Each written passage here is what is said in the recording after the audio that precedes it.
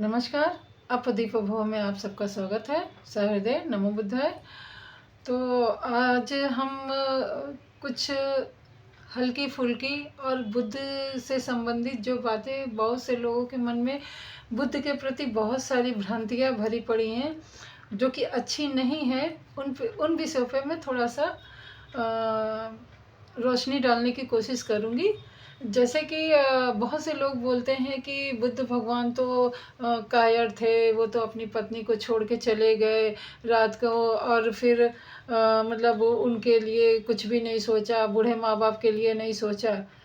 तो मैं यहाँ पे ऐसी सोच रखने वाले व्यक्तियों से, जिसमें नारी पुरुष सभी हैं और युवा पीढ़ी भी है, खास करके युवा पीढ़ी को मालूम होना चाहिए उनका अपना इतिहास क्या है, उनका अपना मतलब जो मूल संस्कृति क्या है और असलियत क्या है। इस विषय में जब तक युवा पीढ़ी जानेगी नहीं, उस युवा पीढ़ी को लोग भ्रमित करते ही रहेंगे। जो चापलूस टाइप के लोग हैं, जो अपना स्वार्थ सिद्ध करते हैं, ऐसे लोगों की हाथ की कठपुतली बनने से अच्छा है युवा पीढ़ी अपने जो इतिहास है या अपनी जो वास्तविकता है जीवन की, उसको जान ले तो उसको कोई डिगा नहीं सकता है।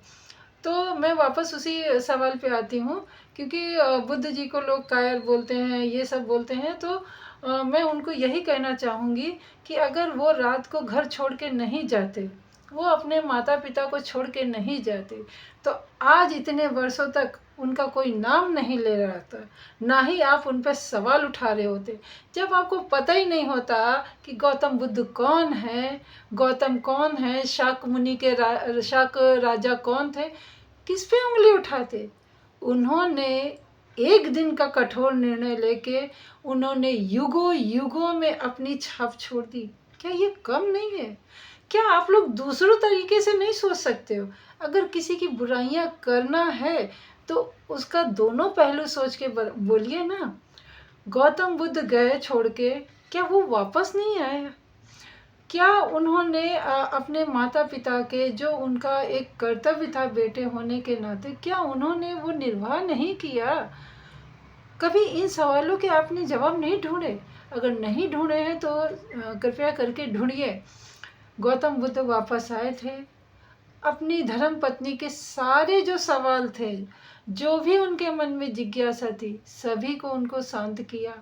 अपने माता पिता के जो भी जो उनके पुत्र होने के नाते धर्म थे, सबका निर्वाह किया। उसके बाद करोड़ों वर्षों वर्ष बीतने के बाद भी करोड़ों लोगों को वो निर्वाण के रास्ते पे लेके जा रहे हैं, सद्बुद्धि सिखा रहे। ये क्या कम है? ये सब तब संभव है जब उन्होंने उस दिन ये कठोर निर्णय लिया था।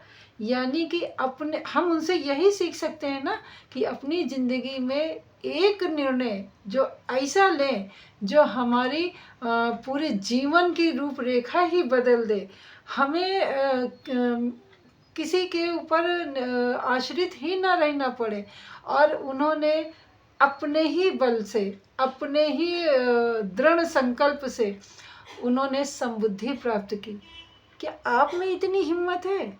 अगर है तो कृपया करके दिखाएं।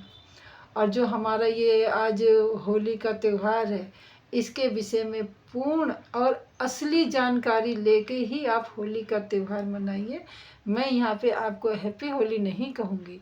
क्यों? क्योंकि मैंने जान लिया है कि होली के पीछे का क्या कारण है। तो जो भी है त्यौहार, समाज में रहते हुए हम त्यौहार मनाएंगे, पर उनका असल रूप जान के और उनकी असलियत के साथ। तो मिलते हैं दूसरी चर्चा में बुद्ध को ही लेके। तब तक नमो बुद्धाय, बुद्धं शरणं गच्छामि।